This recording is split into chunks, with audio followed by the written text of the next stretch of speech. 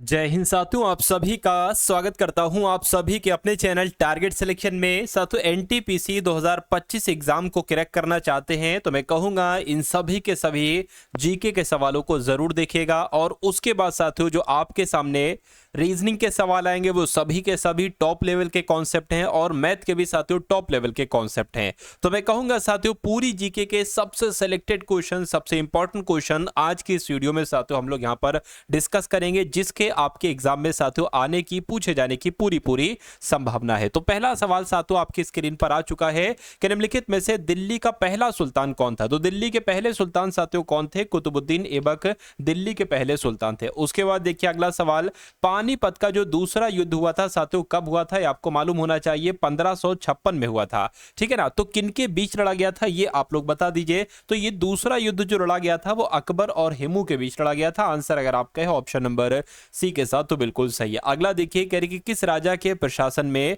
अष्टप्रधान मंत्री परिषद पाई गई। तो किसकी बात चल रही है साथियों? ये शिवाजी की बात चल रही है। आप लोग याद रखेंगे साथियों, शिवाजी के प्रशासन में अष्टप्रधान मंत्री परिषद पाई गई थी। राइट आंसर आपका ऑप्शन नंबर सी हो जाएगा। उसके बाद देखिए अगला सवाल कह रहे कि महात्मा गांधी जी के द्वारा भारतीय राष्ट्रीय कांग्रेस के कितने अधिवेशनों का सभापतित्व किया गया? यानी कि गांधी जी ने तो साथियों सिर्फ और सिर्फ एक अधिवेशन का सभापतित्व किया था, जो कब हुआ था? जो 1924 में हुआ था। और कहां पर हुआ था साथियों? बेलगांव अधिवेशन हुआ था। क्या जो बेलगांव अधिवेशन हुआ था इसकी अध्यक्षता गांधी जी के द्वारा की गई थी। सारे जहां से अच्छा हिंदू सिता हमारा, इसके रचनाकार कौन है? तो इसके रचनाकार की अगर बात करें साथियों, मोहम्मद इकबाल इसके रचनाकार हैं। ये आपको मालूम होना चाहिए। महात्मा गांधी जी की अगर यहां पर हम लोग बात करते हैं तो हिंद स्वराज के लेखक कौन है अगर आपसे पूछा जाए तो हिंद स्वराज के लेखक साथियों अगर बात करें तो महात्मा गांधी जी ही हिंद स्वराज के लेखक हैं। उसके बाद देखिए अगला सवाल कह रहे भारतीय संविधान के अनुच्छेद 19 में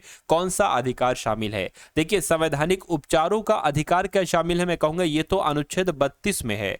ठीक है। वाक और अभिव्यक्ति की स्वतंत्रता का अधिकार क्या अनुच्छेद 19 में है? मैं कहूंगा बिल्कुल सही आंसर आपका यही हो जाएगा। शोषण के विरुद्ध अधिकार साथियों जो है ना, ये अनुच्छेद 23 और 24 में। कहां? अनुच्छेद 23 और 24 में है। और धर्म की स्वतंत्रता का अधिकार जो है वो साथियों अनुच्छेद 25 से लेकर अनुच्छेद 28 में है। यह बात आपको मालूम होना चाहिए।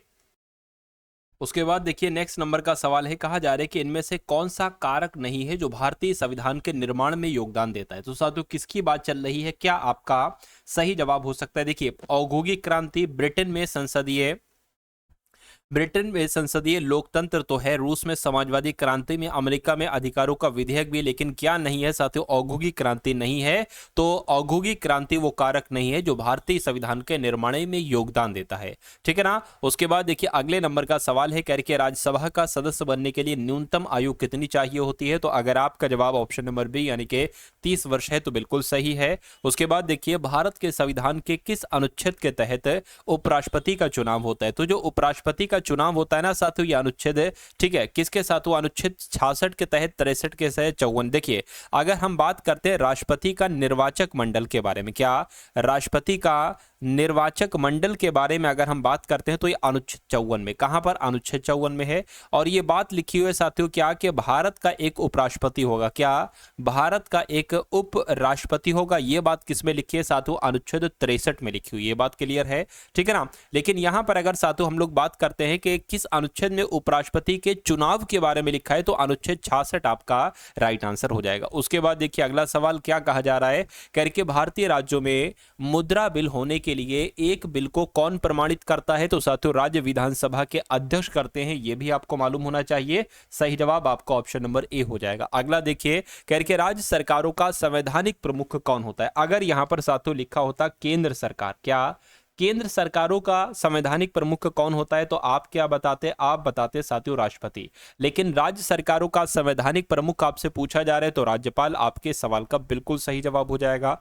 उसके बाद देखिए करके भारतीय संविधान का जो अनुच्छेद 161 है, इसके अनुसार निम्नलिखित में से किसे सजा माफ करने या सजा में हेरफेर करने की शक्ति प्राप्त है? तो साथियों विभिन्न राज्यों के राज्यपालों को यह शक्ति प्राप्त है, जिनका भी आंसर ऑप्शन नंबर सी के साथ है। मैं कहूंगा आंसर आपका बिल्कुल करेक्ट है। उसके बाद देखिए अगला सवाल करके किस राज्य में सबसे पहले पंचायती राज की शुरुआत की गई, मुझे बताइए। साथियों देखिए ये सभी के सभी इतने इंपॉर्टेंट क्वेश्चन हैं कि इनको अगर आप अच्छे तरीके से पढ़ लेते हैं तो आप साथियों बहुत अच्छे खासे नंबर साथियों इस एकमात्र वीडियो से ही आपके बन जाएंगे। और अगर आप साथियों वाकई में एनटीपीसी का एग्जाम क्रैक करना चाहते हैं तो ये जो आपका चैनल है साथियों टारगेट सिलेक्शन, इस चैनल को आप लोग सब्सक्राइब कर लीजिए, बेल आइकन पर जरूर क्लिक कर लीजिए, ठीक है ना। इस चैनल को साथियों सब्सक्राइब जरूर कर लीजिए और बता दीजिए सवाल का जवाब क्या होगा। तो अगर आपका जवाब साथियों राजस्थान है तो मैं कहूंगा आपका जवाब बिल्कुल सही है। उसके बाद देखिए करके पंचायतों को संवैधानिक दर्जा किस अनुच्छेद के तहत दिया गया था, तो किस अनुच्छेद के तहत दिया गया था, अनुच्छेद 243 के तहत ही पंचायतों को संवैधानिक दर्जा दिया गया था। आंसर आपको ऑप्शन नंबर सी हो जाएगा। उसके बाद देखिए अगले नंबर का सवाल आपकी स्क्रीन पर है करके संविधान का कौन सा अनुच्छेद कानून के समक्ष समानता प्रदान करता है, तो यहां पर आपका जवाब अनुच्छेद 14 हो जाना चाहिए। उसके बाद देखिए अगले नंबर का सवाल आपकी स्क्रीन पर है, क्या कहा जा रहा है भारतीय संविधान की दी गई निम्न किस अनुसूची में दल बदल, क्या साथियों दल बदल विरोधी कानून संबंधी प्रावधान है। यह भी बहुत इंपॉर्टेंट क्वेश्चन है साथियों, 10वीं अनुसूची आपके इस सवाल का बिल्कुल सही जवाब हो जाएगा। नेक्स्ट नंबर का सवाल आपकी स्क्रीन पर है साथियों, यहां पर मैं आपको बता देना चाहता हूं, देखिए अगर आप साथियों वाकई में अपने एनटीपीसी 2025 के एग्जाम को क्रैक करना चाहते हैं, इस एग्जाम को पास करना चाहते हैं, तो आपको साथियों पता क्या करना चाहिए, आपको एनटीपीसी के जितने भी प्रीवियस ईयर क्वेश्चन है इन सभी को साथियों लगाना चाहिए। जितने भी साथियों पिछले 8 से 10 सालों में जितने भी प्रीवियस ईयर क्वेश्चन पेपर हैं उनको लगाना चाहिए।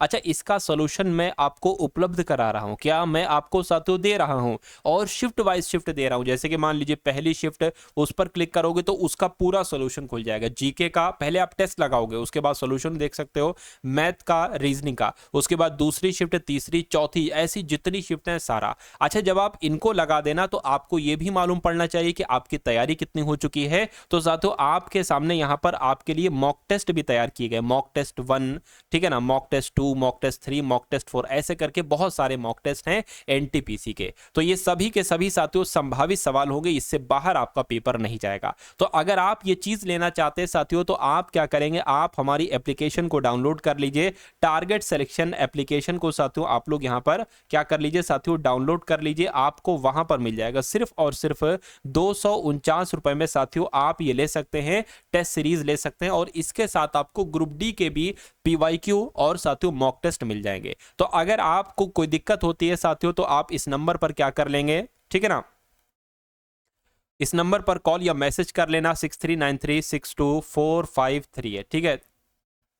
इस पर कॉल या मैसेज या व्हाट्सअप कर देंगे, मैसेज कर देंगे, आपकी पूरी मदद कर दी जाएगी। चलिए तो बात करते हैं इस सवाल की, कह रहे कि अनुच्छेद 5 से 11 में किस बात का जिक्र किया गया है, तो नागरिकता संबंधी प्रावधान है अनुच्छेद 5 से लेकर अनुच्छेद 11 में। उसके बाद देखिए अगला सवाल कह रहे कि कर्क रेखा से होकर नहीं गुजरती है। देखिए अगर कर्क रेखा की अगर हम बात करते हैं तो 8 राज्यों से होकर गुजरती है, जिसके गुजरात है, राजस्थान है, मध्य प्रदेश है, छत्तीसगढ़ है, झारखंड है, पश्चिम बंगाल है, त्रिपुरा है और मिजोरम है। लेकिन अगर बात करें साथियों ओडिशा से होकर नहीं गुजरती है, अब नहीं गुजरती है तो मैं कहूंगा ये आपका आंसर हो जाएगा। उसके बाद देखिए विश्व को कितने प्रमुख काल क्षेत्रों यानी कि टाइम जोन्स में साथियों विभाजित किया गया है, तो 24 आपका जवाब हो जाएगा, यानी कि 24 टाइम जोन्स में विभाजित किया गया है विश्व को। उसके बाद देखिए कह रहे किस तारीख को पृथ्वी की स्थिति सूर्य के सबसे पास होती है, मुझे बताइए। तो अगर आपका जवाब साथियों 3 जनवरी है तो मैं कहूंगा आपका जवाब बिल्कुल सही हो जाएगा। अच्छा 3 जनवरी को क्या होता है साथियों, उपसौर होता है। क्या होता है,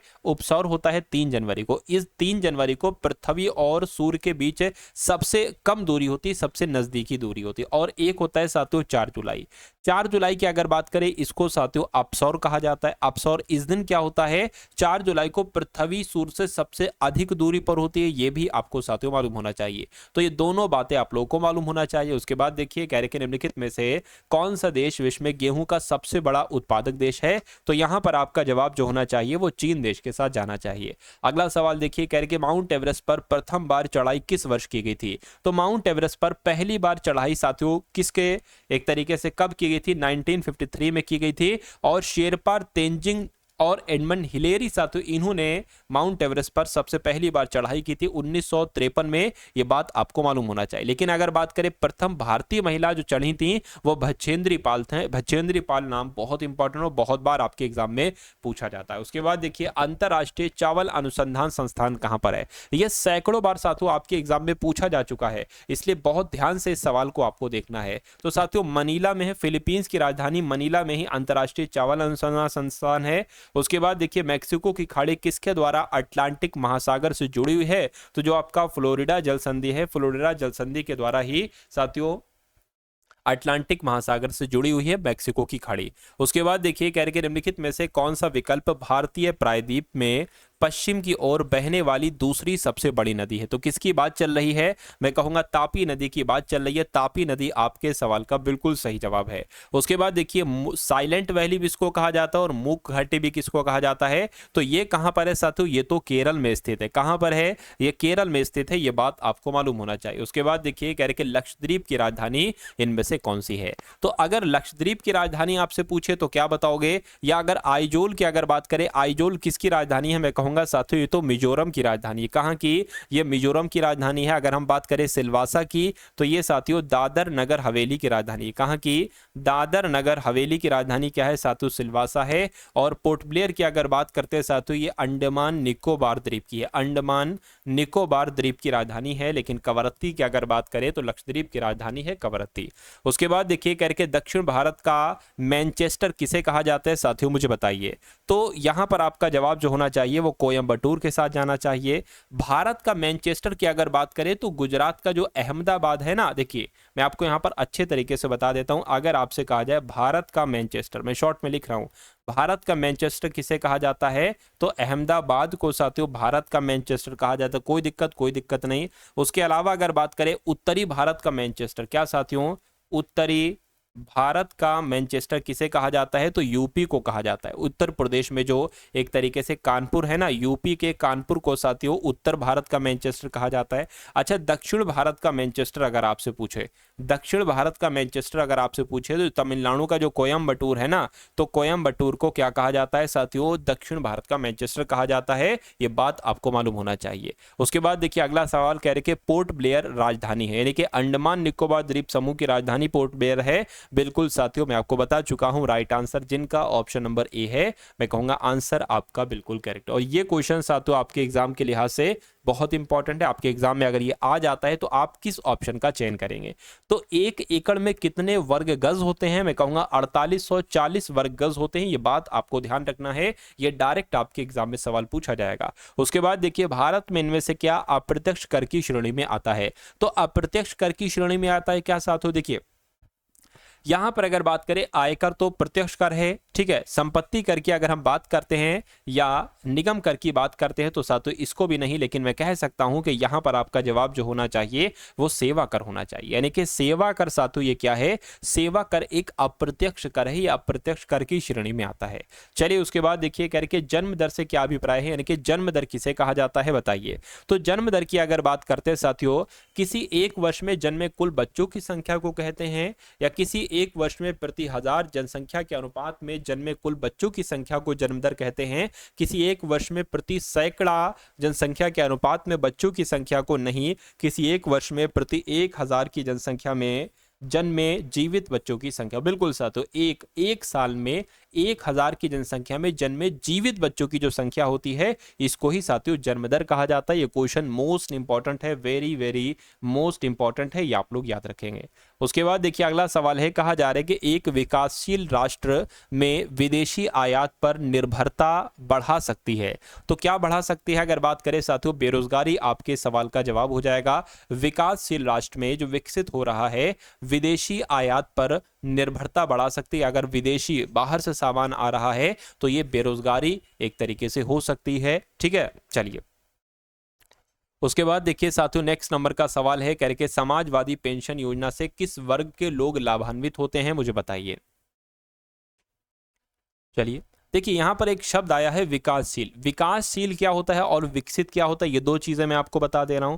जैसे कि अगर विकसित की अगर बात करें तो यूएसए है ना, जो डेवलप हो चुका है वो वो विकसित कहलाया जाता है, और जो विकसित हो रहा होता है जिसके अपना भारत, वो विकासशील देश कहलाया जाता है। तो ये बात आपको मालूम होना चाहिए। तो विकासशील देश है जो विकसित हो रहा होता है, वो विदेशी आयात एक तरीके से पर निर्भरता बढ़ा सकती है, बेरोजगारी साथियों बढ़ सकती है अगर विदेशी आयात पर हम निर्भर रहेंगे कि बाहर से कोई चीज आ रही है आ रही है आ रही है, तो वो क्या बेरोजगारी तो बढ़ाएगी साथियों। ठीक है, वो चीज अगर यहाँ कामकाज होता तो यहाँ लोगों को काम मिलता, रोजगार मिलता, तो बेरोजगारी कम होती। तो ये चीज समझ गए ना आप लोग। चलिए अगला सवाल, ये बहुत इंपॉर्टेंट है। समाजवादी पेंशन योजना की बात कही गई है, करके समाजवादी पेंशन योजना में किस वर्ग के लोग लाभान्वित होते हैं? तो मैं कहूं क्या सामान्य वर्ग के गरीब परिवार के लोग लाभान्वित नहीं होते? बिल्कुल लाभान्वित होते हैं। अनुसूचित जाति और जनजाति और अन्य पिछड़े वर्ग के गरीब परिवार भी लाभान्वित होते हैं। अल्पसंख्यक समुदाय के गरीब परिवार भी लाभान्वित होते हैं, यानी कि आंसर आपका ऑप्शन नंबर डी हो जाएगा। उसके बाद देखिए अगला सवाल कह रहे ध्वनि तरंग की कौन सी विशेषता इसके तारत्व को तय करती है? तो जो साथियों आवृत्ति होती है, ठीक है ना, आवृत्ति साथियों आपके सवाल का बिल्कुल सही जवाब हो जाएगा, आवृत्ति आपका राइट आंसर हो जाएगा। उसके बाद देखिए कह रहे कि दो व्यक्तियों के वार्तालाप में जो आवाज का डेसिबल रहता है वो कितना रहता है, मुझे बताइए। तो साथियों अगर 30 डेसिबल है तो नॉर्मल वार्तालाप कहलाई जाएगी, अगर बढ़ जाती है फिर वो असहनीय हो जाती है। और डेसिबल क्या होता है? ध्वनि के स्तर की मापक की इकाई को कहा जाता है साथियों डेसिबल। उसके बाद देखिए अगले नंबर का सवाल है, तो कुछ करंट अफेयर के सवाल भी हम लोग यहाँ पर देख लेते हैं, क्योंकि एनटीपीसी के एग्जाम में करंट अफेयर के सवाल भी आएंगे। तकरीबन 8 से 10 सवाल आपको आपके एग्जाम में साथियों देखने को मिलेंगे। चलिए तो इन सवालों को आप लोग अच्छे तरीके से एक बार देख लीजिए। कह रहे कि हाल ही में किसे 2024 के लिए आईसीसी महिला T20 international cricketer of the year चुना गया? तो साथियों किसे चुना गया है? मैं कहूंगा स्मृति मंधाना जी को चुना गया है। उसके बाद देखिए कह रहे कि एलेक्जेंडर लुकाशेंको ने कहां के राष्ट्रपति का चुनाव जीता है? तो ये साथियों कहां के राष्ट्रपति बने हैं? ये बेलारूस के राष्ट्रपति बने हैं, आपको मालूम होना चाहिए। बेलारूस के राष्ट्रपति कौन बने हैं? तो एलेक्जेंडर लुकाशेंको बने हैं। उसके बाद देखिए अगला सवाल कह रहे कि आईडीबीआई बैंक के एमडी और सीईओ कौन बने हैं? तो इनका नाम क्या है? इनका नाम साथियों राकेश शर्मा है। मैं कहूंगा बिल्कुल राकेश शर्मा है, और ये आईडीबीआई बैंक के एमडी और सीईओ बने हैं। साथियों जिस टाइप के क्वेश्चंस आपके रेलवेज के एग्जाम में, स्पेशली एनटीपीसी के एग्जाम में पूछे जाते हैं, उस टाइप के साथियों सवाल मैं आपको करवा रहा हूं, ठीक है ना। चलिए, और इस पूरी क्लास को देखने के बाद मैं आपसे रिक्वेस्ट करूंगा कि एक बार वीडियो को जरूर लाइक कर दीजिएगा और एक प्यारा सा कमेंट साथियों आप लोग जरूर कर दीजिएगा। देखिए किसने महिला एकल ऑस्ट्रेलिया ओपन खिताब जीता? तो साथियों किसने जीता? इनका नाम मेडिसन कीज है, और मेडिसन कीज ने महिला एकल ऑस्ट्रेलिया ओपन का खिताब जीता। उसके बाद देखिए क्या कहा जा रहा है आपसे,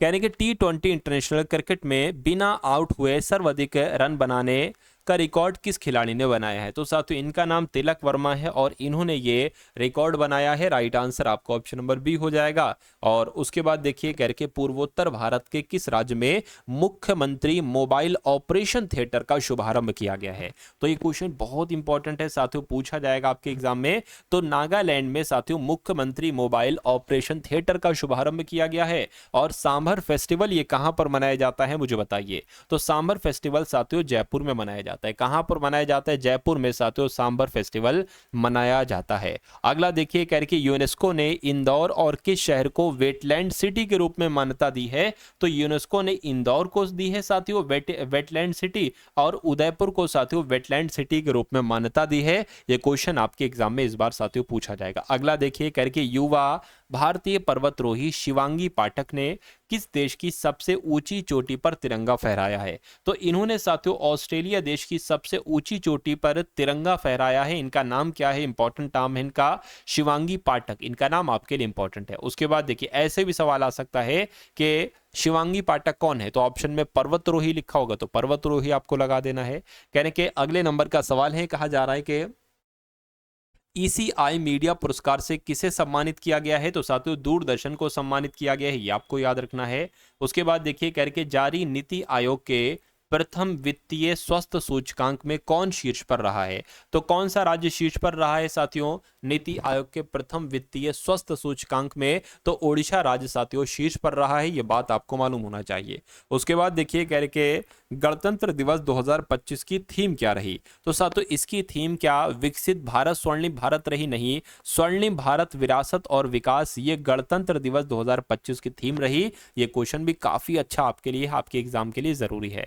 उसके बाद देखिए किस राज्य सरकार ने एरोस्पेस और रक्षा नीति को मंजूरी दी है? तो मैं कहूंगा उत्तर प्रदेश की अगर बात करते हैं तो उत्तर प्रदेश ने एरोस्पेस और रक्षा नीति को मंजूरी दी है। अगला सवाल आपकी स्क्रीन पर है, कहा क्या आपसे जा रहा है, कहने के छठा अंतर्राष्ट्रीय बाजरा महोत्सव कहां पर आयोजित किया गया है? तो ये साथियों बेंगलुरु में किया गया। कहां पर किया गया है? बेंगलुरु में किया गया है। उसके बाद देखिए साथियों अब यहां पर आपके सामने रीजनिंग के सवाल स्टार्ट हो चुके हैं। रीजनिंग आपके एग्जाम के लिए बहुत, क्योंकि एनटीपीसी की अगर हम बात करते हैं तो पूरा सिलेक्शन 80% जो टिका होता है वो रीजनिंग और मैथ पर टिका होता है। आप अच्छे तरीके से अगर प्रैक्टिस कर लेते हैं तो आप रीजनिंग में 100% स्कोर कर सकते हैं और मैथ में भी 100% स्कोर कर सकते हैं। और जब 100% आप स्कोर कर लेते हैं तो आपके सिलेक्शन के चांसेस साथियों 100% हो जाते हैं। तो ये बात आप लोग ध्यान रखिएगा, रीजनिंग को हल्के में मत लीजिएगा। तो इन सभी सवालों को साथियों आप लोग लगाइए और चेक करिए कि आपका स्कोर आखिर कितना है, कितनी तैयारी आपकी हो चुकी है।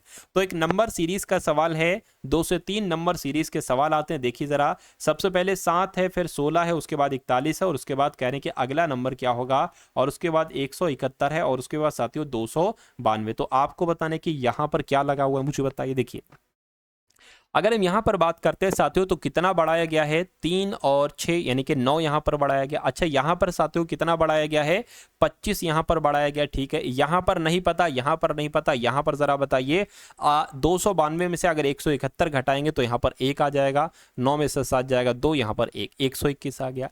आप इसको देखकर जरा आपको ये नहीं लग रहा है कि ये तो भैया 3 का स्क्वायर है, ये 5 का स्क्वायर है और ये 11 का स्क्वायर है? क्या 3 का स्क्वायर, 5 का स्क्वायर, 4 5, फिर 6 का नहीं बल्कि 7 का स्क्वायर यहाँ पर आना चाहिए, 7 का स्क्वायर हो गया, और फिर ये 9 का स्क्वायर आना चाहिए और फिर 11 का स्क्वायर हो गया। तो मैं कहूँगा यहाँ पर साथियों 49 बढ़ेगा, यानी कि 41 में 49 बढ़ेगा और फिर साथियों यहाँ पर इसमें 81 बढ़ेगा। अब अगर 41 में 49 हम बढ़ाते तो कितना आता है, देखिए जरा, 9 और 1 10, ठीक है, और 90 आ जाएगा। अब अगर 90 में 81 बढ़ाने पर 171 आता है तो ये हमारा बिल्कुल सही जवाब हो जाएगा। देख लीजिए, 90 में 81 प्लस करिए जरा, 1 आ गया 8 और कितना हो जाएगा 17, बिल्कुल साथ तो 171 आ गया। यानी कि हमारा और आपका जवाब जो होगा वो ऑप्शन नंबर सी 90 हमारा जवाब हो जाएगा। उसके बाद देखिए साथियों नेक्स्ट नंबर का सवाल आपकी स्क्रीन पर आ चुका है। इस सवाल को देखिए साथियों और मुझे बता दीजिए कि आपके इस सवाल का राइट आंसर क्या हो सकता है।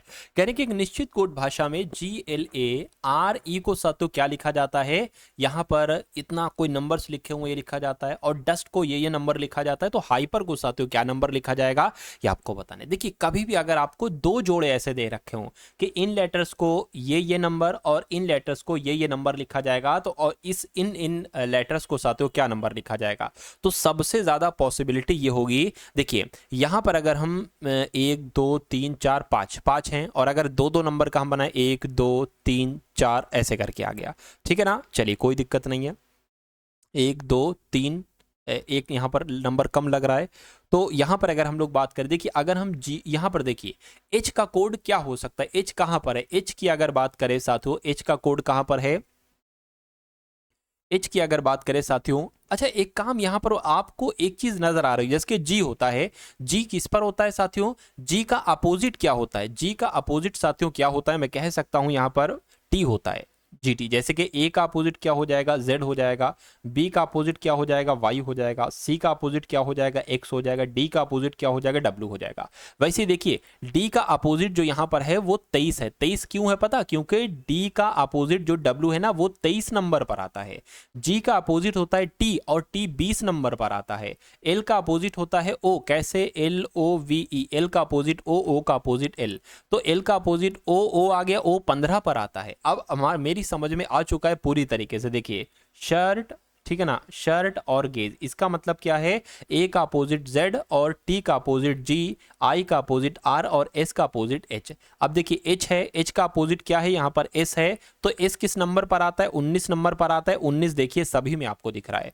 Y का अपोजिट क्या है, B है, यानी कि साथियों यहाँ पर 2 आ जाएगा, तो 2 2 2 भी सब में है। P का अपोजिट K होता है तो K किस पर आता है साथियों 11 पर आता है, ठीक है। E का अपोजिट क्या है, E का अपोजिट V है जो कि 22 पर आता है, 22 आ गया। और R है, R का अपोजिट क्या होता है, R का अपोजिट I होता है, I 9 पर आता है। तो देखिए जरा ये संख्या कहां पर लिखी हुई है, 19 211 219 में कहूंगा, 229 में कहूंगा, ऑप्शन नंबर बी में ये संख्या लिखी हुई है। तो समझ गए ना साथियों, जब मैंने सवाल को देखा तो मुझे नहीं पता था, यकीन मानिए नहीं पता था कि इसमें आखिर लगेगा क्या, लेकिन जैसे जैसे मैं इसको देखता गया, इसको तराशता रहा, तुरंत मेरी समझ में आ गया कि भैया ये डी से 23 तभी बन सकता है जब डी का अपोजिट डब्ल्यू करोगे और डब्ल्यू का प्लेस वैल्यू बनेगा 23। तो समझ में आ गया आपकी। चलिए उसके बाद देखिए अगला सवाल है आपकी स्क्रीन पर, क्या कहा जा रहा है, बहुत ध्यान से इस सवाल को भी देखिएगा और मुझे बताइएगा राइट आंसर क्या होगा। देखिए क्या क्या यहाँ पर है, के यू है और यहाँ पर 2 बार खाली जगह है, 2 बार खाली जगह है, ठीक है। एन के है और 1 बार खाली जगह क्यू पी है, फिर से यहाँ पर देखिए क्यू पी के बाद 2 बार यहाँ पर खाली जगह है, 2 बार खाली जगह है, और यू है खाली जगह है पी एन। अब देखिए कितने यहाँ पर हैं, 1 2 3 4 5 6 7 8 9 10 11 12 13 14 15, यानी कि 15 15 है। तो मैं कहूँगा 5 5 का पेयर बन रहा होगा। तो एक बार ट्राई कर लेते, एक, ठीक है, 1 2 3 4 5 ये अलग हो गया, 1 2 3 4 5 ये अलग हो गया, 1 2 3 4 5 ये अलग हो गया। अब आप देखोगे साथियों, देखो दूसरे नंबर पर u है, यहां पर भी u है, यहां पर भी u है, तो जाहिर सी बात है यहां पर भी u आ जाएगा। अब हमारा बन गया है के यू क्यू पी, ठीक है। तो यहां पर अगर हम k लिख दें, के यू, और साथियों यहां पर क्या हो जाएगा, QP हो जाएगा, QP हो जाएगा। अच्छा यहाँ पर N है तो मैं कहूंगा यहाँ पर भी N आ जाएगा। अब इसको देखिए KU Q आ जाएगा और P आ जाएगा और N ऑलरेडी लिखा हुआ है। अब देखिए आपने अपने पेन से यहाँ पर क्या क्या लिखा है, आपने लिखा है साथियों Q और P, आपने लिखा है U, आपने लिखा है N के, आपने लिखा है N के, और आपने लिखा है Q। ये कौन से ऑप्शन में आपको नजर आ रहा है, बस इतनी सी बात आपको बताना है, Q P U N के Q, ये ऑप्शन नंबर डी में नजर आ रहा है। तो ऐसा सवाल 100% आएगा। बस आपको ध्यान रखना है साथियों कि आप इस टाइप के सवाल को कर कैसे सकते हो, क्या तरीका साथियों आप अपना सकते हो ताकि आपके लिए ये आसान हो जाए। किसी संख्या के 2 गुने में 3 जोड़ने पर प्राप्त योगफल को 5 से अगर गुणा किया जाए और प्राप्त गुणनफल को मूल संख्या में जोड़ा जाता है तो परिणामी 158 प्राप्त होता है। तो मूल संख्या क्या है, यानी कि मूल संख्या का वर्ग क्या है, पहले मूल संख्या निकाल लो, कोई दिक्कत। देखिए सवाल बहुत आसान है, सवाल में कुछ नहीं है। अगर आपने इस सवाल को समझ लिया तो ये सवाल आपके लिए सेकंडों का लिए काम हो जाएगा।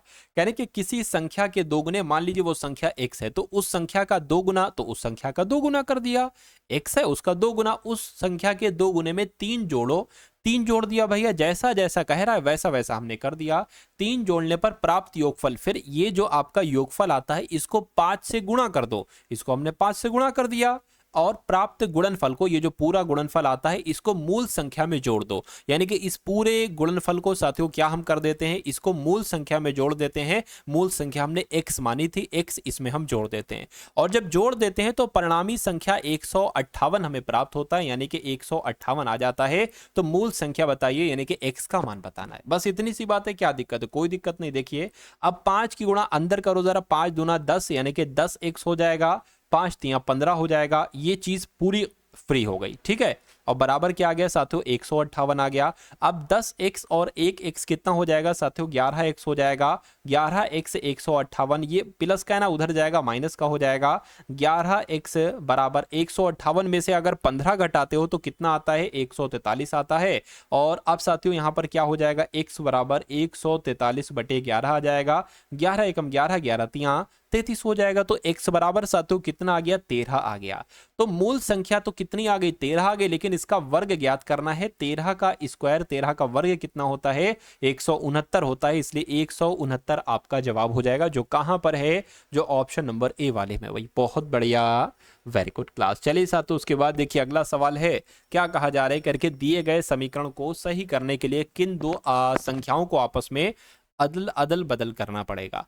अगर हम 45, देखिए अगर बात करें, हम इस वाले ऑप्शन को राइट माने, 45 की जगह पर 7, 7 की जगह पर 45 कर दें, तो 45 है, 45 की जगह पर 7 कर दीजिए, ठीक है। अच्छा एक चीज तो यहां पर लिखी नहीं गई है, एक चीज तो यहां पर लिखी नहीं गई है, क्या टाइप नहीं की गई है, ठीक है। 45 प्लस 35 गुणा 7 माइनस 81 भाग 9 बराबर क्या आना चाहिए, बराबर 321 आना चाहिए। चलिए तो 45 है, इसकी जगह पर 7 लिख देंगे, प्लस 35 हो जाएगा, गुणा 7 है तो 7 की जगह पर 45 लिख देंगे, माइनस 81 और भाग 9। अब इसके ये पता इसको कैलकुलेट करके 321 आना चाहिए। अगर 321 आ जाता है तो ऑप्शन नंबर ए हमारा जवाब हो जाएगा, वरना हम फिर बी को चेक करेंगे। ठीक है, यहां पर तो क्या आ जाएगा 9 × 81। अब इसकी गुणा भैया अगर इसकी हमने गुणा कर दी तो ये तो बहुत हो जाएगा। फिर अगर कुछ भी आप छोटा मोटा घटाओ तो 321 नहीं आएगा, यानी कि ये चीज हमारी फेल हो गई। ऑप्शन नंबर ए वाला हमारा आंसर नहीं हो सकता। बी वाले को चेक करते हैं। 45 की यहाँ पे 81, 81 की यहाँ पे 45, तो 45 से 81 आ जाएगा, प्लस आपका 35 आ गया है। ठीक है, 7 है तो 7 की जगह पर साथियों 7 लिख दीजिए, माइनस 81, 81 की जगह पर आपका 45 आ जाएगा। और साथियों क्या है 81 यहाँ पे 45 आ गया और भाग 9 आ गया। इसकी जगह पे क्या आ जाएगा 9 पंजे 45। ठीक है, अब 35 गुणा 7 कितने होते हैं जरा देखिए एक बार। 35 गुणा 7, 7 पंजे 35 हो जाएगा, 7 या 21 और 24 यानी कि 245 हो गया। तो 245 इधर आ गया, प्लस आपका 81 आ गया। देखिए क्या ये 321 आता है या नहीं आता है। अगर हम साथियों देखिए ये कितना आ जाएगा 240 आ जाएगा। 240 प्लस 81 कितना होता है, क्या 321 होता है। देखिए जरा, 1 और 0 1 हो जाएगा, 8 और 24 कितना हो जाएगा साथियों 32 हो जाएगा। बिल्कुल 321 बराबर 321 आ चुका है, यानी कि हमारा और आपका जवाब जो जाएगा वो ऑप्शन नंबर बी के साथ ही जाएगा। अगले नंबर का सवाल आपकी स्क्रीन पर आ चुका है। क्या कहा जा रहा है साथियों NaHARIA, इसको अगर दर्पण प्रतिबिंब में आप देखोगे तो ये आपको कैसा दिखाई देगा। मैं आपको हर बार बताता हूं अगर कोई भी लेटर्स लिखे हो तो जो सबसे अंतिम बार हो अंतिम होता है ना वो सबसे पहले आता है, यानी कि ए दर्पण में कुछ ऐसा दिखेगा, आई जैसा है आई वैसा ही दिखेगा, लेकिन आर वैसा है तो आर ऐसा दिखेगा, ए जैसा है वैसा दिखेगा, एच जैसा है वैसा दिखेगा, ए जैसा है वैसा दिखेगा, एन की अगर यहां पर हम लोग बात करते हैं तो एन साथियों कुछ ऐसा दिखेगा। तो ये कौन से ऑप्शन में है मुझे बताइए। यहां पर तो ए है, यहां पर एन है, यहां पर आर है। नहीं साथियों एन बिल्कुल सही है, ये आपका ऑप्शन नंबर सी वाला बिल्कुल करेक्ट आंसर हो जाता है। भाई बहुत बढ़िया, वेरी गुड क्लास। अगला सवाल साथियों, अगर आपने अभी तक इस वीडियो को लाइक नहीं किया है तो मेरा मानना है कि क्या वीडियो आपको पसंद नहीं आई, क्या मेरा पढ़ाना आपको पसंद नहीं आया। अगर मेरा पढ़ाना आपको पसंद आया है तो इस वीडियो को तुरंत लाइक कर दीजिए, तुरंत एक प्यारा सा कमेंट कर दीजिए, जय हिंद का तो साथियों कमेंट कर दीजिए, क्योंकि आप हमारी मेहनत को देखिए कि जिस टाइप के क्वेश्चंस आपके एग्जाम में आते हैं, जो ट्रेंड चल रहा है साथियों एग्जाम में क्वेश्चंस पूछे जाने का, वो सवाल मैं आपको करवा रहा हूं। अब जैसे कि ये नंबर सीरीज वाला सवाल है, कह रहे कि 5 है, उसके बाद 7 है, उसके बाद 14 है, उसके बाद 16 है, उसके बाद 32 है, तो उसके बाद अगला नंबर यहां पर क्या आ सकता है ये आपको बताना है। देखिए अब यहां पर सिंपल सी बात है, अगर हम 5 से 7 करें तो साथियों +2 हमें करना पड़ेगा। अगर हम 7 से 14 करें तो हमें गुणा 2 करना पड़ेगा। अगर हम 14 से 16 करें तो हमें +2 करना पड़ेगा। अगर हम 16 से 32 करें तो हमें गुणा 2 करना पड़ेगा, यानी कि पहले +2 फिर गुणा 2, +2 गुणा 2, तो प्लस आएगा, +2 कर दीजिए, यानी कि यहां पर 34 आ जाएगा। क्या 34 ऑप्शन में कहीं पर है, बिल्कुल 34 ऑप्शन में है, ऑप्शन नंबर डी वाले में है, यानी कि ये आपका बिल्कुल सही जवाब हो जाएगा। उसके बाद देखिए अगला सवाल, हर एक टॉपिक से, कोई टॉपिक नहीं छोड़ेंगे साथियों हम लोग, हर एक टॉपिक को चुन चुन से साथियों चुन चुन के चुनिंदा सवाल मैंने यहां पर लिए हैं। चलिए तो इस सवाल को भी देख लीजिए साथियों। आप लोग कह रहे हैं कि ए बी का पति, जैसे जैसे कहा जाए वैसे वैसे करते जाइए। ठीक है, जैसे जैसे कहा जाए वैसे वैसे करते जाइए। तो कहा गया है यहां पर कि ए जो है ना, ए ये बी का पति है, तो ए बी का पति है, बी पति है तो साथियों पी आ जाए प्लस आ जाएगा, अगर ये पत्नी है तो ये साथियों माइनस आ जाएगा। ये बात क्लियर है। उसके बाद कह रहे हैं कि बी की सास ए है, बी की सास ए है साथियों, यहां पर कहा गया है बी की सास जो होंगी वो ए की माँ होंगी। अरे भाई जो बी की सास होंगी ना, ठीक है, बी की सास कौन बताई गई है, बी की सास यहाँ पर सी बताएंगी, ए की माँ हो जाएंगी।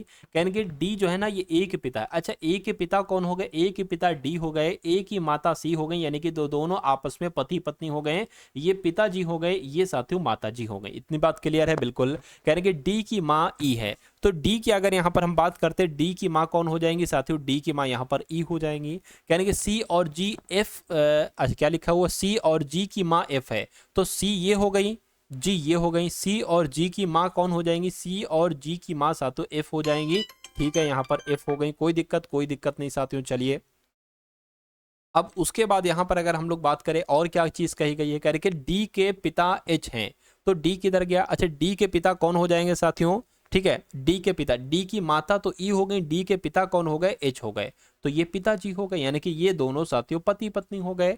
तो कहने कि ई के साथ एच का क्या संबंध है, ई के साथ एच, यानी कि एच क्या कहेगा ई को, तो एच तो अपनी पत्नी कहेगा। तो पत्नी कहेगा तो साथियों पत्नी कहां पर लिखा हुआ है, एक सेकेंड, ई के साथ एच का क्या संबंध, ये कुल मिला कि ये दोनों आपस में पति पत्नी हैं।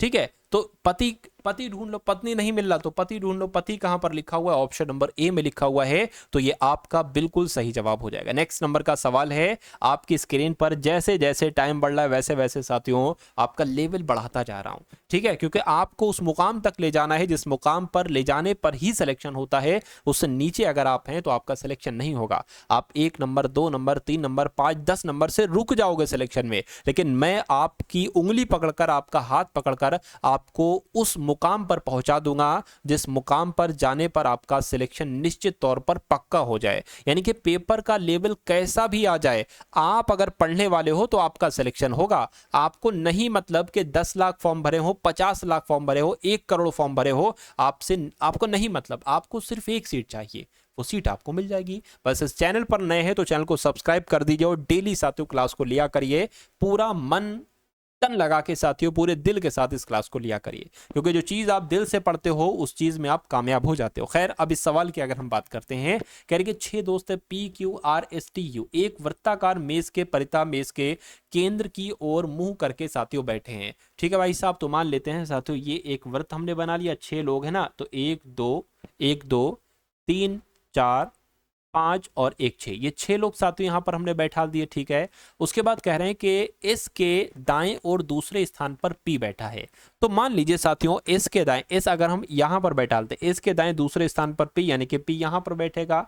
अब देखिए क्यूटी को ना सॉल्व करिए, आप देखिए कि एस और पी में से कहां पर है, एस और पी कहां पर है, पी हमें मिल गया। तो आप इस लाइन को, यानी कि इस लाइन के बाद आप इस लाइन को सॉल्व करेंगे, इसको नहीं करें। क्यों? क्योंकि यहां पर पी यहां पर भी है और पी यहां पर भी, पी कॉमन मिल गया, चीजें आपके लिए आसान हो गई। तो कहने के पी जो है ना ये आर और यू के बीच में है, तो साथियों आर और यू के बीच में है, तो यहां पर अगर बात करें, ठीक है, आर पी जो है ये मान लीजिए आर और यू, आर यहां पर बैठा दो, यू यहां पर बैठा दो। उसके बाद कह रहे हैं कि आर के बाईं ओर बगल में है एस, तो आर के बाईं ओर बगल में एस नहीं है, अगर हम आर यहां पर बैठालते तो आर के बाईं ओर बगल में होता एस, तो साथियों हमें आर यहां पर बैठालना होगा, आर हमें यहां पर बैठालना होगा, यू हमें यहां पर बैठालना होगा। यहां पर लिखा है आर के बाईं ओर बगल में एस, आर के बिल्कुल बगल में एस बैठा है। ठीक है ना, इतनी बात क्लियर है। अब इसको भी देख लीजिए, कह रहे टी के बाईं ओर बिल्कुल बगल में बैठा है, अगर हम टी के बाईं ओर टी यहां पर बनाए तो जाहिर सी बात है टी का बाईं इधर ही होगा, इधर क्यू बैठ जाएगा। तो 6 लोग थे, 6 को बैठा दिया।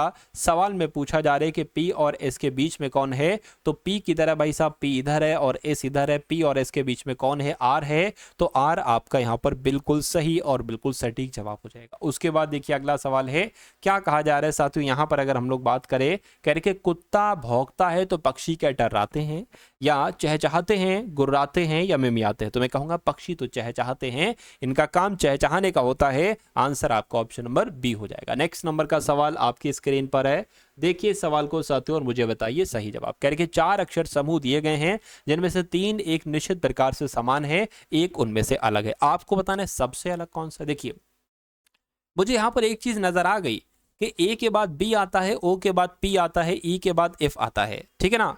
उसके अलावा ठीक है, इतनी बात, यू के बाद सी नहीं आता है, तो सबसे अलग कौन सा होगा, सबसे अलग आपका ऑप्शन नंबर डी वाला हो जाएगा। नेक्स्ट नंबर का सवाल आपके स्क्रीन पर देखिए और बताइए सही जवाब क्या होगा। क्या कहा जा रहा है, कह रहे कि ORCHID को डेजी लिखा जाता है, इसको अच्छा डेजी को लोटस लिखा जाता है, लोटस को जैस्मिन लिखा जाता है, ठीक है, और जैस्मिन को ट्यूलिप लिखा जाता है। तो भारत का राष्ट्रीय फूल कौन सा होगा, तो भारत का राष्ट्रीय फूल की अगर बात करें तो लोटस होता है, लेकिन लोटस को यहां पर क्या लिखा गया है, जैस्मिन लिखा गया है। तो मैं कहूंगा जैस्मिन आपके सवाल का बिल्कुल सही जवाब हो जाएगा।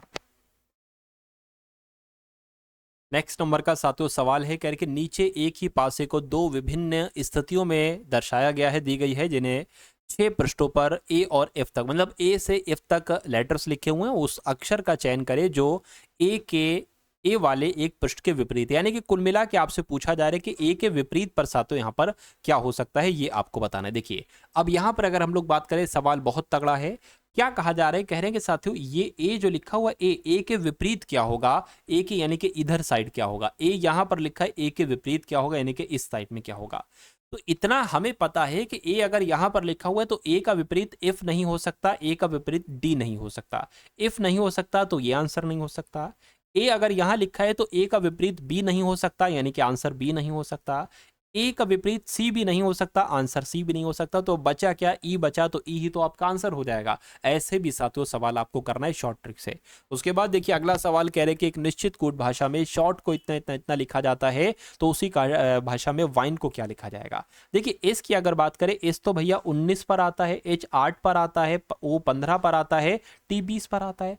ऐसा तो नहीं 19 का डबल होता है 38, 8 का डबल 8 का तो अच्छा नहीं करा गया, 8 का 8 लिख दिया गया, 15 का यहां पर साथियों 15 लिख दिया गया और 20 का यहां पर डबल, यानी कि शुरू का और बाद का डबल है, फिर बाद में नॉर्मल है। अब जैसे ये डब्ल्यू 23 पर होता है तो 46 आ जाएगा, आई 9 पर होता है तो 9 आ जाएगा, इन 14 पर होता है तो 14 आ जाएगा, ई 5 पर होता है तो 10 आ जाएगा। ऐसा कहां पर लिखा हुआ है, ऐसा आपका ऑप्शन नंबर बी में लिखा हुआ है। उसके बाद देखिए अगला सवाल, साथियों समय नहीं लगाना है आपको, मैं भी समय ज्यादा नहीं लगाता हूं, ठीक है। अब यहां पर साथियों कथन है और यहां पर साथियों दो निष्कर्ष आपको दिए गए हैं, कहने के सभी शहर गांव हैं। तो मान लेते हैं साथियों ये शहर हो जाएंगे और सभी शहर जो है ना, सभी शहर साथियों एक तरीके से गांव है।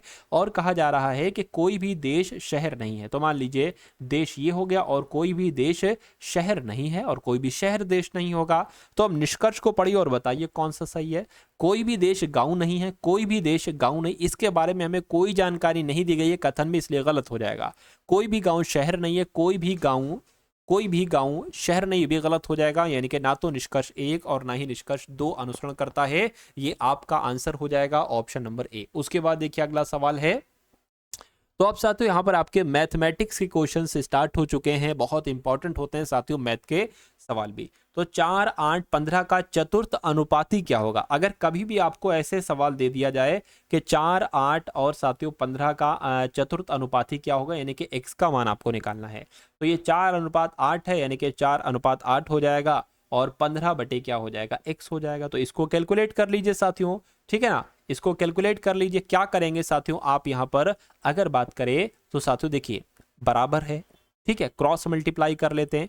8 की गुणा 15 से, यानी कि 15 गुणा 8 हो जाएगी और 4 की गुणा इधर, ये 4 इधर आ जाएगा और ये x इधर आ जाएगा, बराबर बराबर, ठीक है। तो 4 एकम 4, 4 दूना 8, यानी कि x बराबर क्या आ चुका है साथियों, 30 आ चुका है। तो इसका चतुर्थ अनुपाती क्या होगा, 30 होगा। आंसर आपका ऑप्शन नंबर डी होगा। तो इस सवाल को देखिए करके, उस शंकु का आयतन बताइए जिसके आधार की त्रिज्या 18 सेंटीमीटर और उसकी ऊंचाई 35 सेंटीमीटर है। तो अगर यहां पर हम लोग बात करें साथियों, शंकु का आयतन का सूत्र क्या होता है ये आपको मालूम होना चाहिए। शंकु के आयतन का सूत्र होता है 1/3 पाई आर स्क्वायर एच, ठीक है। तो 1/3 आ गया। पाई की वैल्यू की अगर बात करें साथियों कितनी होती है, 22/7 होती है। आर यहां पर कितना दे रखा है, इनकी त्रिज्या 18 दे रखा है, तो 18 गुणा 18 हो जाएगा। एच की अगर बात करें, ऊंचाई की बात करें 35 है, तो इसको जरा कैलकुलेट करिए कितना यहां पर आ जाएगा। 3 से कट करेंगे तो साथियों यहां पर 6 आ जाएगा, 7 से कट करेंगे 7 पंजे 35 आ जाएगा। अब देखिए 22 आ गया गुणा 6 पंजे 30 आ गया और साथियों 18 आ गया। इसको आप अगर कैलकुलेट कर लेते हैं तो मेरा मानना है कि आंसर आपको बड़ी ही आराम से मिल जाएगा। तो इसको मैं कैलकुलेट कर लेता हूं, 22 गुणा 30 गुणा और साथियों 18 कितना हो जाएगा, 11,880। कहां पर लिखा हुआ है, ऑप्शन नंबर सी में लिखा हुआ है। तो ये क्या होगा, यही तो आपका सही जवाब होगा। अब उसके बाद देख लीजिए साथियों, नेक्स्ट नंबर का सवाल आपकी स्क्रीन पर है, देखिए सवाल को और बताइए सही जवाब क्या होगा। कह रहे 25 प्रक्षेपणों का औसत 50 है। यदि शुरुआती 13, देखिए 25 प्रक्षेपण है टोटल, और कहने के शुरू के जो 13 प्रक्षेपण है इनका औसत 40 है, और जो बाद के अंतिम 13 प्रक्षेपण है इनका औसत 58 है। तो 13वें प्रक्षेपण कितना होगा मुझे बताइए। देखिए अगर 25 प्रक्षेपण का औसत कितना है, 50 है, तो अगर मैं आपसे पूछूं 25 प्रक्षेपणों का कुल मिला के योग कितना है, तो साथियों 25 गुणा कितना हो जाएगा, 1250 हो जाएगा। 25 पंजे 125, 0 आ गया। अब यहां पर दूसरी चीज देखिए, अब कह रहे हैं कि 25 प्रक्षेपणों में से शुरू के जो 13 प्रक्षेपण हैं इनका औसत कितना है साथियों, 40 है। अगर मैं कहूं शुरू के प्रक्षेपणों का कुल योग कितना होगा, तो 13 कम 13 26, 13 39, 13 छक्कू 52, यानी कि 520 हो जाएगा। और इसके बाद यानी कि जो इसके बाद 13 प्रक्षेपण है इनका औसत कितना है साथियों, 58 है। तो साथियों इसका अगर मैं योग आपसे पूछूं तो 58 की गुणा हमें 13 से कराना होगी। ठीक है, 8 कम 8 16 8 3 24 हो जाएगा, 3 5 15 16 17। ठीक है, ये 4 है भाई साहब। ठीक है, 58 यहाँ पर आ जाएगा, 4 आ गया, 15 आ गया, 7, यानी कि 754 यहाँ पर हो जाएगा। अब देखिए, अब अगर हम इस 13 और 13 को जोड़ लेते हैं, मतलब 520 और 754 को जोड़ लेते हैं और इसमें से घटा देते हैं, तो हमें 13वें प्रक्षेपण का मान मालूम पड़ जाएगा। तो जरा इसको जोड़ लीजिए, 520 और 754 को जोड़ लीजिए, 4 आ गया, 7 आ गया, 12 आ गया, यानी कि 1274 में से आपको क्या घटाना है, 1250 को घटाना है। 13वां प्रक्षेपण आपको मालूम पड़ जाएगा। तो कितना आ जाएगा साथियों, 24 आ जाएगा। तो कुल मिला के 24 आपका 13वां प्रक्षेपण हो जाएगा। राइट आंसर आपका ऑप्शन नंबर डी हो जाएगा। उसके बाद देखिए अगला सवाल, कह रहे हैं कि एक साड़ी का अंकित मूल्य 1800 रुपए है, कपड़े की दुकान से 10% और 20% की दो क्रमिक छूट उसको मिलती है, तो वो साड़ी कितने रुपए में बेचेगा, क्या उसका विक्रय मूल्य हो जाएगा। 1800 रुपए की साड़ी है, 10% का उसको डिस्काउंट देगा यानी कि वो उसको 90% में बेचेगा, फिर 20% का देगा तो उसको 80% में बेचेगा। इसको कैलकुलेट कर लो, आंसर आपका निकल आएगा। इन दोनों जीरो से ये दो जीरो, इन दोनों जीरो से ये दो जीरो कैंसिल हो गए। अब आपको गुणा किसकी कराना है, 18 गुणा 8 64 8 नीम 72, इसकी गुणा करा लो। तो मैं इसकी साथियों यहाँ पर गुणा करा लेता हूँ, कोई दिक्कत नहीं साथियों। 18 गुणा 72, 18 गुणा 72 1296 हो जाएगा। तो 1296 कहाँ पर लिखा हुआ है, ऑप्शन नंबर डी में लिखा हुआ है, जिनका आंसर ऑप्शन नंबर डी के साथ है। मैं कहूँगा आंसर आपका बिल्कुल करेक्ट है। उसके बाद देखिए साथियों, इस सवाल को मैं आपके लिए होमवर्क के लिए दे देता हूँ। क्या इसका आंसर आपको कमेंट सेक्शन में बताना है, या साथियों एक काम करता हूँ मैं करके ही आपको बता देता हूँ कि कैसे साथियों इस सवालों को देखिए। कहेंगे दो साइकिल सवार है, मतलब एक साइकिल सवार इधर है और विपरीत दो साइकिल सवार एक ही स्थान से विपरीत दिशाओं में यात्रा शुरू करते, ठीक है। यदि उत्तर की ओर 14 किलोमीटर प्रति घंटा की चाल से जाता है, यानी कि एक बंदा उत्तर की तरफ जाता है कितनी स्पीड से, 14 किलोमीटर प्रति घंटा की स्पीड से। दूसरा किधर जाता है, दूसरा एक इधर जा रहा है एक इधर जा रहा है, दूसरा जा रहा है 24 किलोमीटर प्रति घंटा की स्पीड से। यानी कि उन्हें एक दूसरे से 47 किलोमीटर की दूरी पर होने में कितना समय लगेगा। तो नॉर्मल सी बात है साथियों, आपसे समय पूछा जा रहा है। समय बराबर क्या होता है साथियों, दूरी बटे चाल होता है। समय बराबर दूरी बटे चाल होता है, बिल्कुल होता है। अब दूरी यहां पर पता क्या है, दूरी यहां पर ये 47.5 है। तो समय आप जो निकालोगे, दूरी आपको पता है 47.5 किलोमीटर है। अच्छा चाल निकाल लीजिए, चाल पता क्या है साथियों, चाल यहां पर जुड़ जाएगी। 24 किलोमीटर प्रति घंटा और 14 किलोमीटर प्रति घंटा जोड़ दो तो साथियों 38 किलोमीटर प्रति घंटा आपकी चाल आ जाएगी। ये 38 किलोमीटर प्रति घंटा आपकी चाल आ गई। ये बात क्लियर है। अब देखिए ये पॉइंट हटाएंगे, नीचे आपका जीरो बढ़ जाएगा। 5 से अगर कट करते हैं, 5 सत्ते 35, 5 छंग 30 हो जाएगा, 5 निम 45 हो जाएगा, 5 पंजे 25 हो जाएगा। कोई दिक्कत नहीं, ठीक है। अब अगर इसको हम साथियों कट करें, चलिए किससे कट करें साथियों मुझे बताइए एक बार। यहां पर अगर बात करें किससे कट करें, ये आप लोग एक बार साथियों बता दीजिए। देखिए 19 चौक कितने होते हैं, 19 चौक होते हैं 76, 19 पंजे होते हैं 95। तो ये आ गया। अब इसको कैसे कैलकुलेट करोगे, देखिए साथियों 4 आ गया, 5 है ना, 4 एकम 4 बचेगा, एक यहां पर आ जाएगा। यानी कि एक सही 1/4 समय लगेगा, ठीक है ना। एक सही 1/4 घंटे का समय लगेगा। और ऐसा कहां पर लिखा हुआ है, एक सही 1/4, इसको 4 कर लो, ये आपका आंसर हो जाएगा। तो कुल मिला के ये सवाल है, जैसे सवाल था वैसे साथियों मैंने आपको कराया। तो यहाँ पर मैथ पढ़ी, रीजनिंग पढ़ी, जीके पढ़ी, करंट अफेयर पढ़ी, सब कुछ पूरे एनटीपीसी के पेपर के बारे में हमने पढ़ा। और इस वीडियो में साथियों मैंने आपको बताया था, अगर आप वाकई में एनटीपीसी एग्जाम को क्रैक करना चाहते हैं 2025 वाले, तो साथियों इसमें आपको दो चीजें लगाना चाहिए। एक तो खूब जमकर आपको पीवाईक्यू लगाना चाहिए, प्रीवियस ईयर क्वेश्चन लगाना चाहिए, और उसके अलावा साथियों आपको मॉक टेस्ट लगाना चाहिए। जैसे रियल आपका पेपर होगा ना, वैसे मॉक टेस्ट बनाए गए हैं, सब कुछ टाइमिंग वगैरह सब कुछ आएगी उसमें, ठीक है। उसका सोल्यूशन भी आपको मिलेगा। तो कुल मिला के ये आपको सिर्फ और सिर्फ 249 रुपीज में दिया जा रहा है, 1 साल की वैलिडिटी के साथ। ये आप कैसे प्राप्त कर सकते हैं साथियों, टारगेट सिलेक्शन ऐप को डाउनलोड कर लीजिए प्ले स्टोर से, ठीक है। प्ले स्टोर से येलो कलर का हमारा लोगो होगा, इस ऐप को डाउनलोड कर लीजिए। या अगर कोई दिक्कत आती है तो इस पर नंबर पर आप हमें व्हाट्सअप मैसेज भी साथियों कर सकते हैं, ठीक है, व्हाट्सअप मैसेज भी कर सकते हैं। तो इस वीडियो को लाइक कीजिएगा, अपने मित्रों के साथ शेयर कीजिएगा। मिलते हैं हम सभी लोग आने वाली वीडियो में। जय हिंद साथियों।